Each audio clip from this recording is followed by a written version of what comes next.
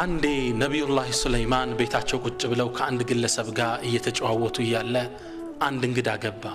ይህ እንግዳ ገባና እሳቸው ጋር መጫወት ወሬ ጀመረ። ከዛም ከእሳቸው ጋር ንግግሩ እንደጨረሰ አብሯቸው የነበረውን ሌላ እንግዳ ትክ ብሎ ይመለከተዋል። በጣም አተኩሮ ወጥቶ እንደሄደም ይህ እንግዳ ነብዩላህ ሱለይማንን ጠየቃቸው። ያ ነብይ አላህ፣ አንተ የአላህ ነብይ፣ ይህ ሰው ማን ነው? አስተያየቱ ደስ አላለኝም። በጣም አተኩሮ ተመለከተኝ ይሳላቸው። ነብዩላህ ሱለይማን ምን አሉት? هذا ملك الموت፣ ይህ እኮ የሞት መላእክት ነው አሉት። ደነገጠ። ትክ ብሎ ማየቱ አስፈራው። ምን አለች? ያ ነብይ አላህ እንሹዱከ አላህ፣ በአላህ ይሁንብህ፣ አሁን ንፋስን እዘዝልኝና ህንድ ሀገር ወስዶ እንዲጥለኝ አድርግ፣ ሩቅ ቦታ ላከኝ አላቸው።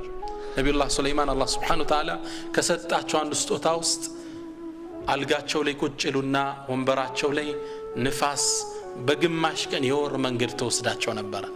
غدوها شهر ورواحها شهر፣ የዛን ያህል ትጓዝ ነበር።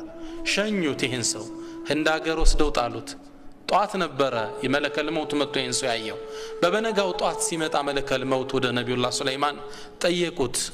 አንተ ሰው እኔ ጋር የነበረውን እንግዳ ትናንት ምን ነው በጣም አተኩራ ይኸው አቤቱታ አቅርቦብሃል አሉት። መለከል መውቱ ምን አለ? ወላሂ በጣም ገርሞኝ ነው አላቸው።